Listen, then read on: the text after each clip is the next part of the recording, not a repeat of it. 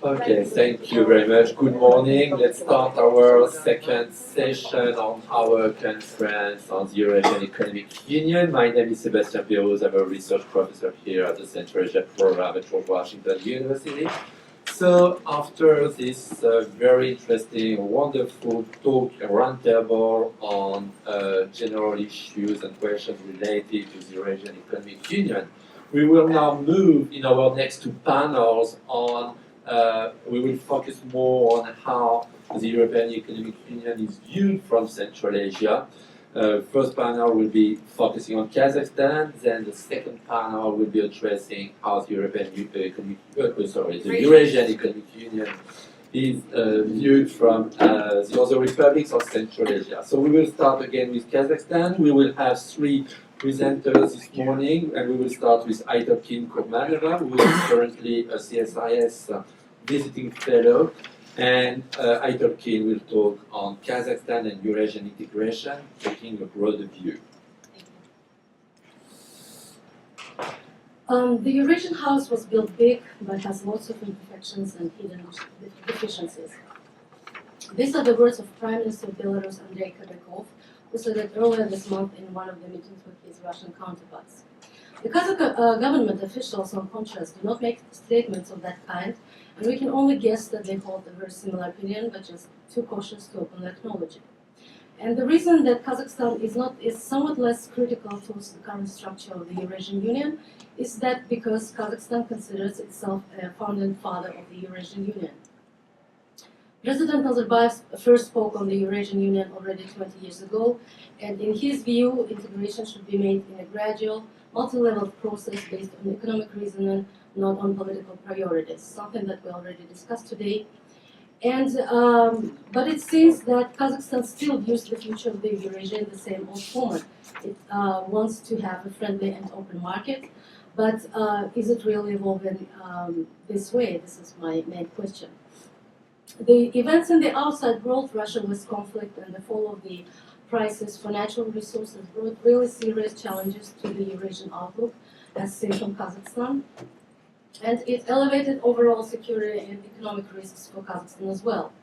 Although initially regionalization was seen as a way to withstand the world's economic turbulence and as a way to resist the inequalities of Western capitalism, it was unexpected for Kazakhstan to see the Russian opposition to West evolving so dramatically.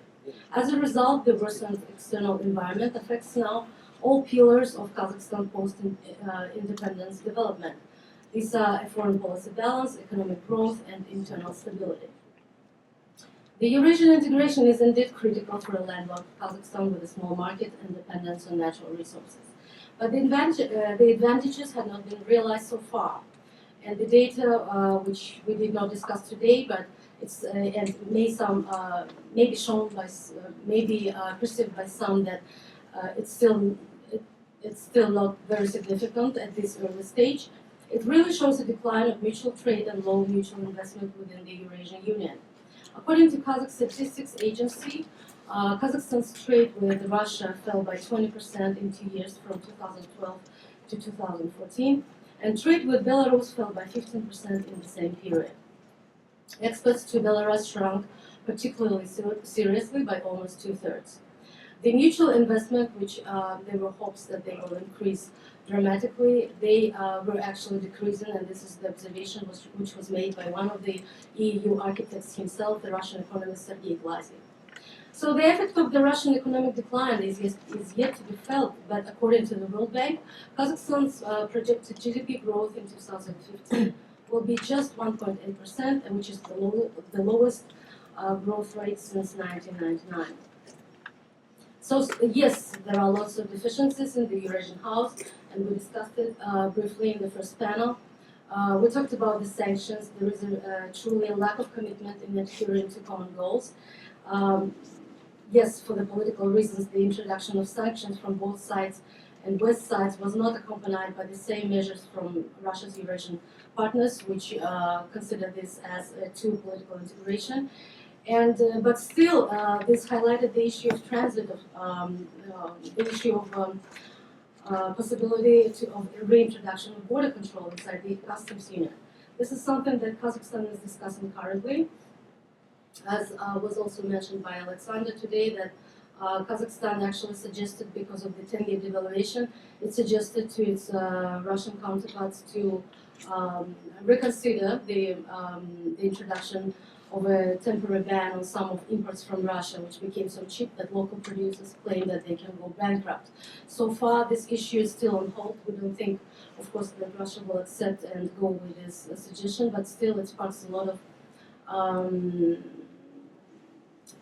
it makes people really unhappy in Kazakhstan to see that the integration goes this way. And the future of the Eurasian Union on the whole is disputed. Kazakhstan has been emphasizing the priority of improving the quality of integration, not its speed.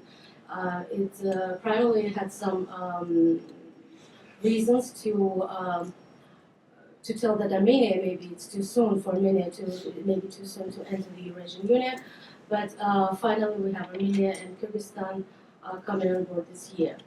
Kazakhstan already, as discussed, resists all attempts to introduce such supranational institutions as the Eurasian Parliament and common currency. But still, I see many uncertainties on how the EU will evolve in the longer term, how economical and political it will be. I don't really rule out the possibility that there would be some pressure to introduce more political side of the Eurasian integration in the way that it is seen right now by the current Russian administration. And from the economic point of view, for me, the big question is how open and how modernized it will be compared to the old Soviet economic pattern. And in my view, the Eurasian Union in its current form appears to be really highly asymmetric, and it is a closed bloc. Although some of the officials say that they are really seeking to expand geographically. For me, it seems that they want to do that for political reasons rather than economic. And the maintenance of high common external tariff with other countries is the main reason. The fact is that the members of the Eurasian Union do not trade with each other as much as they trade with the rest of the world. The Eurasian Union excludes China, which is now emerged as one of the main partners, main trade partners for all of the Central Asian states and Kazakhstan as well. And as Eurasian Union imposes higher tariffs, this diverts trade in countries which import from China. Even Russia's main trade partner is not the CIS but EU. Russia's trade with EU is about 50%, while a trade with Kazakhstan and Belarus represents only some 7% of the total volume. The other issue is that the higher tariff towards EU and China also means that there will be less imported technology from these technologically advanced regions, and therefore we may see a lot of productivity in the long run. So as the Eurasian Union has a high asymmetry in the size of its member states, the Russian economy is 10 times bigger than Kazakh, and Kazakhstan is 3 times bigger than Belarus. Kazakhstan has discovered that it has really big problems with its own producers, with its own competitiveness. Yes, Kazakhstan may have entered the ranks of 50 most competitive countries according to some rankings, but the experience with the Eurasian Union has shown that the factors of production, labor, capital, and resources remain too expensive in Kazakhstan to compete successfully. And the competitiveness of Kazakh economy is being hampered by mostly domestic factors. We have high dependency on the natural resource sector, we have high production costs, we have problems with the banking sector, and these all play a role here. The truth is that Kazakh economy remains to be more import-oriented, and its largest exporters all sit in the oil and mining sector.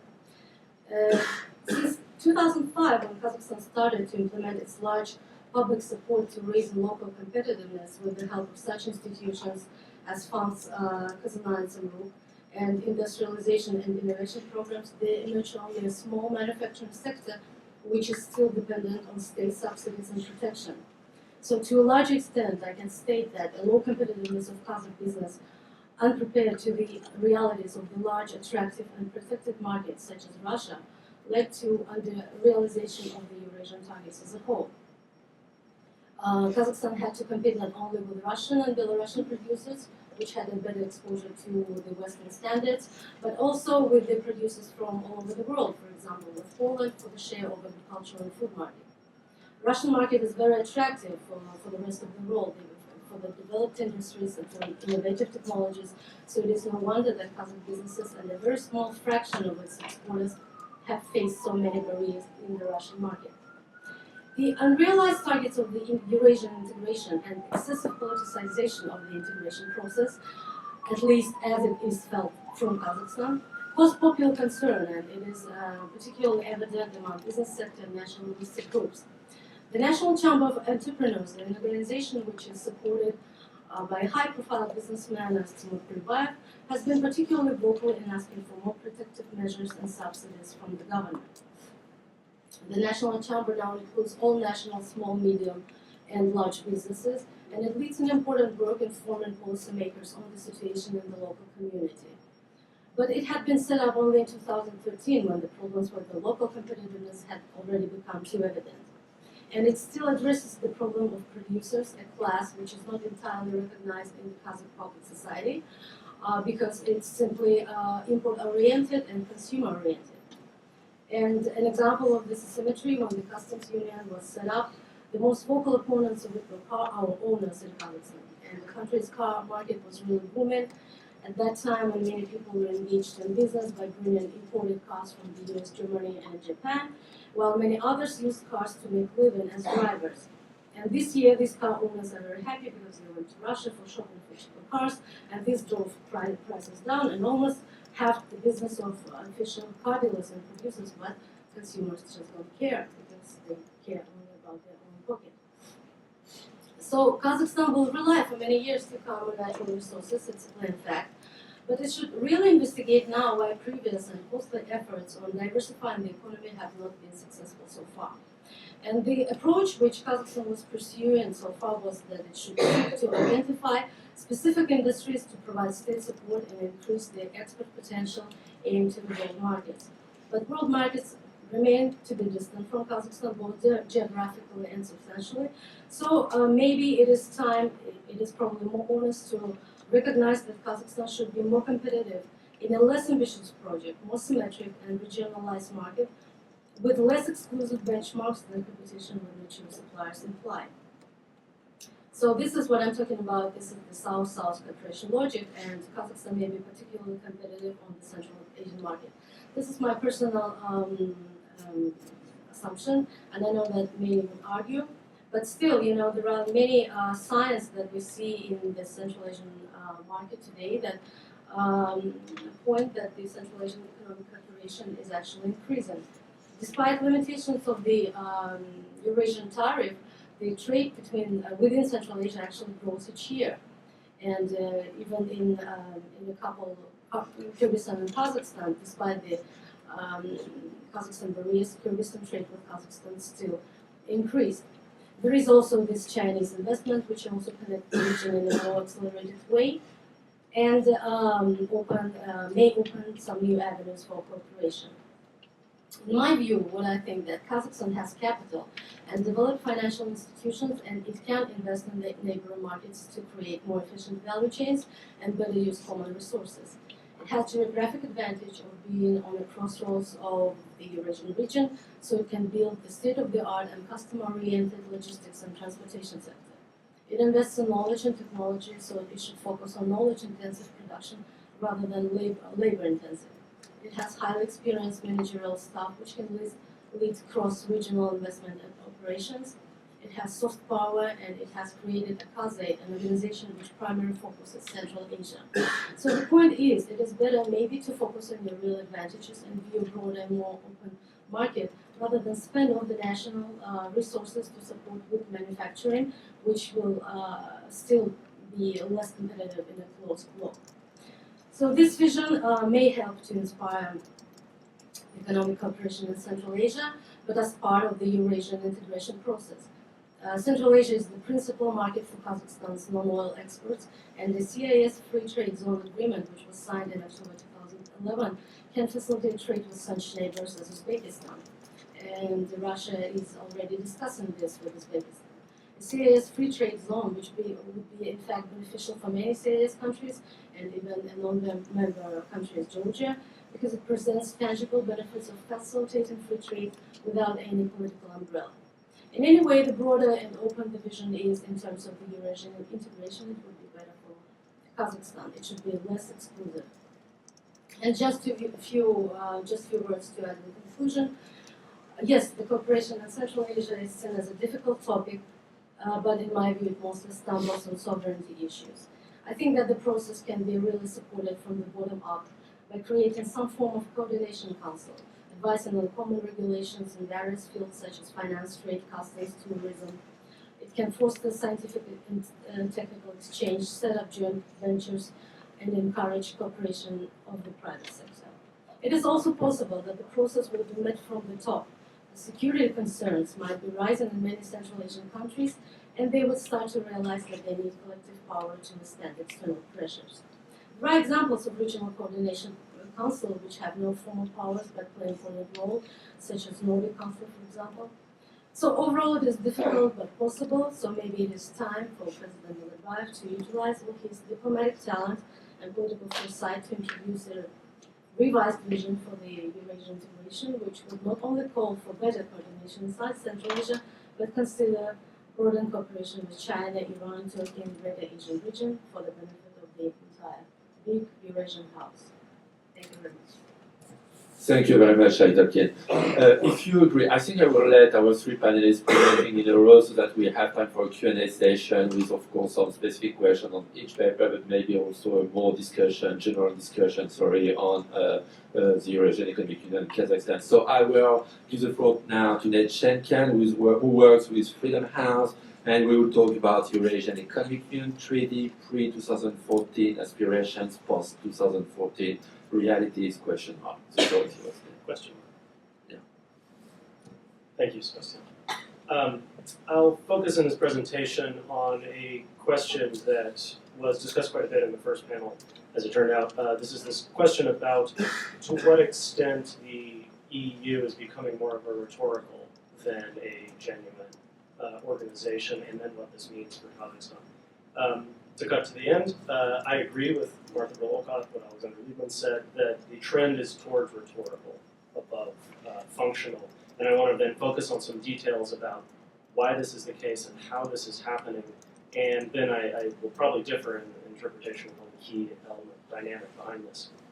So why are we even talking about this as an interesting question? The reason is that the customs union was very unique for Eurasia because it became a real institution. And because it was rules-based, it was institutionalized, and that had not happened previously in the Eurasian space since independence, since the collapse of the Soviet Union. The history in the region is what has been called virtual regionalism. Rhetorical, virtual commitments to regionalism without actual institutional mechanisms, and without actual application of rules. And so though there were many questions from the beginning of the Customs Union, Eurasian Economic Union project about the pace of the development, about the economic rationale, the tariff harmonization that took place, the enforcement of the customs zone, it started to look like this was real, and this was more real than anything we'd seen. In 2014, I believe this is when we started to see the Union project revert to a traditional virtual institution for the Eurasian space. And this is not only despite the fact that it expanded in 2014 and after, I would argue it's to a great degree because it expanded. And that and this is where I'm really going to separate, especially from Martha Olcott. I think, in fact, we're starting to see the decommitment of both of its two core members, both Russia and Kazakhstan, from the institutional development of the project as an integration project, as opposed to merely a rhetorical and symbolic project. There's been talk on these panels already about a number of sort of political or very public moments that happened in the last year. I think there's two that are very important for this. The first that's been discussed widely is the issue of the counter-sanctions that Russia imposed unilaterally without consultation, which is simply a flagrant breach of the customs union and certainly of the idea of the Eurasian Economic Union. That then, as has also been discussed, has spiraled into these ongoing trade battles between Belarus and Russia, and now, as we said, between Kazakhstan and Russia. And these are very serious there is a genuine possibility that there will be customs controls imposed between Kazakhstan and Russia, although I think the more likely outcome is that Kazakhstan will find some kind of informal way to have Russia enforce non-tariff technical barriers against trade without actually breaking the rules of the Eurasian Union, into doing things like inspecting cargo for phytosanitary violations that don't exist, and then holding it up. The kinds of things that you can do when you have a corrupt bureaucracy. That is a solution to this, but again, it's a solution that undermines the logic of the Union and the mission of integration. The second issue in the public eye that I don't think has been discussed adequately today is the Armenian succession, and especially Nagorno-Karabakh. So Kazakhstan was clearly uncomfortable with the idea of Armenia joining. They were also, I would say, uncomfortable with Kyrgyzstan joining at this pace. And so Kazakhstan sought to, in the negotiations this year, to slow down Armenia's accession, and one of their key objections was that Armenia needed to pledge that it would impose customs controls on its border with Nagorno-Karabakh. And Kazakhstan is on very good legal ground with this, because Nagorno-Karabakh itself considers itself an independent republic, technically, in international legal terms. Everyone regards Nagorno-Karabakh as primarily part of Azerbaijan. So there's really no, within the international legal structure within which the EU operates, there's no way that Armenia could avoid this. According to the Kazakh side says that Armenia orally accepted this condition during the negotiations. However, it's not included in the treaty that Armenia signed. And immediately after that signing, we had several statements from high-ranking members in Armenia that there would be no customs control at the border with Nagorno-Karabakh. For domestic political reasons, it was obvious that this was domestically not acceptable for the ruling party in Armenia. And so this is, again, a very flagrant violation of the whole concept. The whole structure of the EU was being flaunted already. And that there's been no real punishment or follow-up on this. I would add that we were discussing last night with some colleagues speaking today. I think we may see similar things coming up in Central Asia when Kyrgyzstan exceeds, with the problems on the border with Tajikistan, Uzbekistan, where there's very little capacity to impose border controls, very little will or desire on Kyrgyzstan's part to impose those border controls, and in some cases, hundreds of miles of undemarcated border. So those are sort of the public elements. I then want to get into a little bit of closer analysis of some of the treaty negotiations themselves, and this is where I want to talk especially about what do Russia and Kazakhstan want out of the EU, and what are their goals. So with this, for this I worked with a draft of the EU treaty that was released publicly in April of last year by the Ministry of Economy and Budget Planning for Kazakhstan. So it's approximately 2 months before the signing of the EU treaty at the end of May. This is, you can still find it in a copy online, or I have a copy if anybody wants it. This is a late stage negotiation. This is a long treaty, we're near the end, so it's not that there's a lot of changes, but there are some big changes. And this is also after the political components have already been stripped out. The ones that Alexander mentioned regarding currency, the really big, their part of the parliamentary assembly, all that's already gone. We're talking about the economic core. The draft didn't have the full treaty. It's only the second and third chapters. But the second and third chapters are most of the treaty. It's 74 of the 118 articles. And most importantly, this draft has the reservations, objections, requests, and proposals of the parties. Kazakhstan, Belarus, Russia, and the Commission. So you can read it carefully against the treaty itself, which is what I did, to see what the different parties want and what they're trying to get. Again, there's not a ton here. Most of the treaty's already been negotiated. I counted 19 changes from Kazakhstan requested, 28 from Russia, 9 from Belarus, and 6 proposals from the Commission. And practically all of the 56 member state submissions, with the exception of maybe 1 or 2, are directed at weakening either the policy forming and implementing role of the Commission or the pace or quality of integration. And with the exception of those 1 or 2, none of them are directed at strengthening the Commission or the pace or quality of integration. So the most important changes, to go quickly through the ones that you see in this analysis. The sphere of energy, which is critical, is one of these very ambitious areas that has been completely postponed in the treaty. It is not due to be fully integrated, an integrated energy market until 2025. It will also require a new international agreement among all of the parties.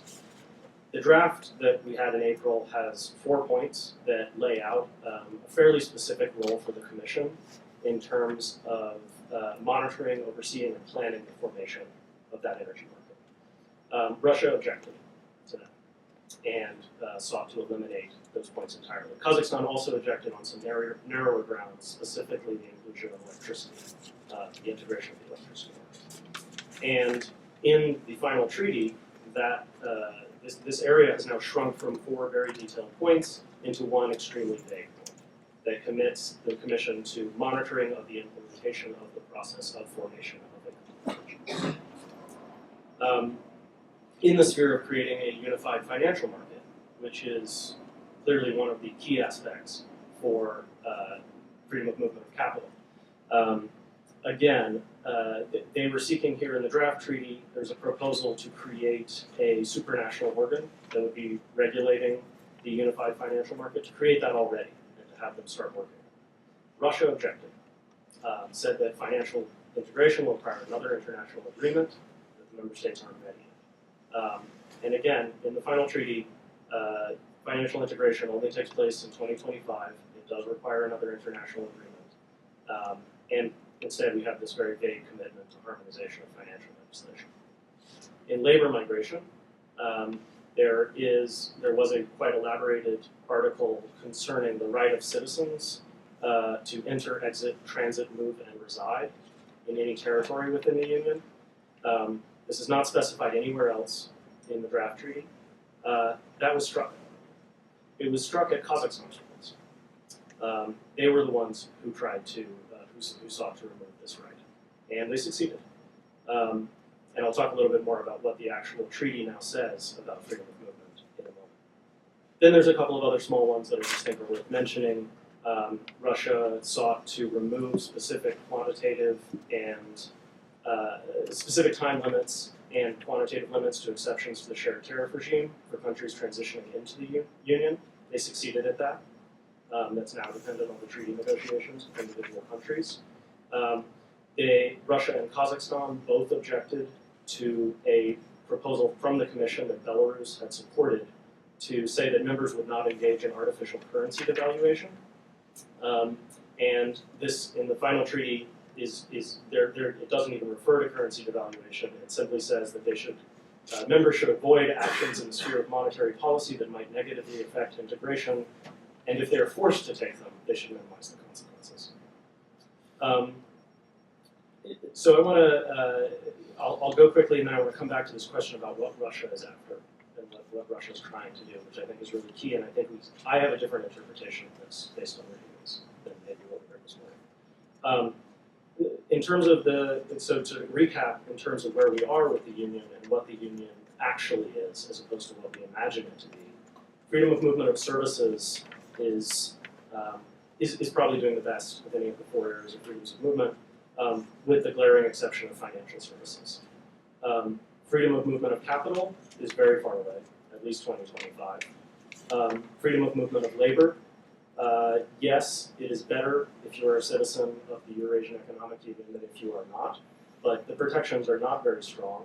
You do still need to register with the authorities after 30 days, according to the treaty. It'll align in compliance with national legislation. And if you do not have a labor contract with an employer, you only have 15 days after those 30 days until you can be legally forced to leave the country. There's no right to reside. If you are a citizen of Kazakhstan and you go to work in Russia, there is no right to reside there without an employer relationship, a formal legal one. And in terms of freedom of movement of goods, there are obviously all these problems we talked about already about border issues. I think the energy market question is an enormous one. This is the largest sector of internal trade within the Union. And so without a unified market for those goods, you're excluding, I think it's approximately 40% right now of the actual trade that takes place. So what I think what do I think happened here, and why do I differ a little bit from this morning's interpretation, in particular about Russia? I see in this Russia moving to turn the Eurasian Economic Union into a symbolic project, a propaganda project, far more than an actual integration project. The goal is to broadcast their power and their restoration as a player, equivalent to the EU, the United States, China. And in doing so, they're really starting to ignore the actual components of integration, and even more so, they're reverting to a very traditional Russian posture, defending their own sovereignty against any supranational mechanisms that would interfere with their interests or their priorities, their short-term interests as they define them. I do think there is a way that would have been a counterfactual way that would have been available for Russia to create a Eurasian Union that would be appealing and attractive to the Eurasian space, in particular to Central Asia. And I think repeatedly they've declined to do that. They are not seeking to make the small sacrifices and trade-offs that would encourage other countries right now that are excluded to join on a voluntary basis. Therefore, they may be able to get additional joining, Tajikistan in particular. Kyrgyzstan has joined, but I don't think that the actual implementation of the Union is going to be productive and rules-based and heading towards integration. I think the actual implementation, which is what we've already seen in 2014, is great. Where does Kazakhstan fit in this, and what does Kazakhstan do?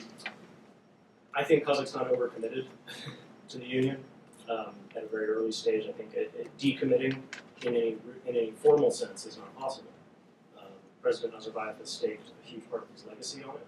Within Kazakhstan politically, it is associated with Nuratan, with President Nazarbayev. There's no option to turn around from that. At the same time, I expect Kazakhstan can and will continue to work to weaken the Union as a rules-based, institutionalized mechanism. This will align, in some ways, with Russia's goals. It may clash on individual interests or individual issues, but in terms of where Russia sees the Union going also, they'll be happy to have it go to a virtual organization, or a rhetorical organization. And I think Kazakhstan will work with that. And that's why I think we'll have a closing of the circle and we'll return to much more of a traditional posture within Eurasia, where the rhetoric far, far outstrips the reality. Thank you very much, Dave.